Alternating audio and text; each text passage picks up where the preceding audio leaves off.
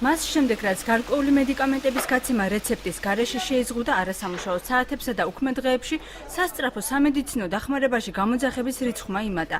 სასწრაფო სამედიცინო დახმარების ცენტრში განმარტავენ, რომ პაციენტები შაბათ-კვირას პოლიკლინიკებში ექიმების კონსულტაციას ვერ იღებენ. შესაბამისად, ინფორმაციის მისაღებად სასწრაფოს უკავშირდებიან. ახალი რეგულაციების შემდეგ, რა თქმა უნდა, მოიმატა გამოძახებებმა, არის შემთხვევები განსაკუთრებით არასამუშაო საათებში და დასვენების დღეებში. მაგრამ მე ვფიქრობ, რომ მოსახლეობა უფრო ინფორმირებული არ არის და ამიტომაც მოიმატა.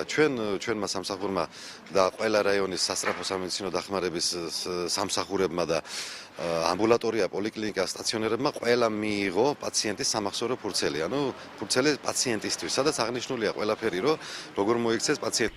ინსულინი, ადრენალინი, დექსამეტაზონი, პრედნიზოლონი, დიმედროლი გადაუდებელი შემთხვევებისას ეს და კიდევ 17 დასახელების მედიკამენტი პაციენტებისათვის პირადი მონაცემების დატოვების შემთხვევაში ერთჯერადად გაიცემა.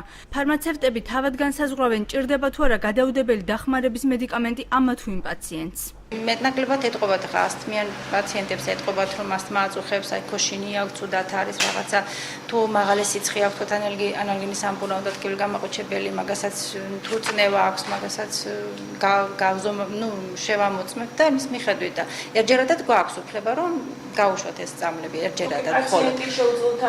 მაგის უფლებაც გვაქვს რომ გავატანოთ ერთჯერადად, ოღონდ ერთჯერადად. თუ რამდენჯერმე განმეორდება შემთხვევაში, მაშინ ამასაც დავაკვირდებით და ესე იგი სისტემატიური ხასიათი თუ მიეცემა, მაშინ არა. რეცეპტების გამოწერის პროცესს მონიტორინგს აჭარის ჯანდაცვის სამინისტრო ყველა პოლიკლინიკაში უწევს.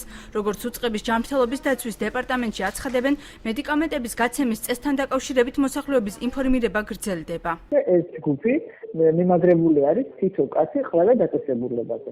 და აკონტროლებენ, ასწავლიან, აკონტროლებენ, ეხმარებიან, მოსახლეობას ეხმარებიან, მოქალაქეებს ეხმარებიან, ექიმებს ეხმარებიან, თვითონ აი პორტალში შესვლას ასწავლიან მეძინის რეცეპტის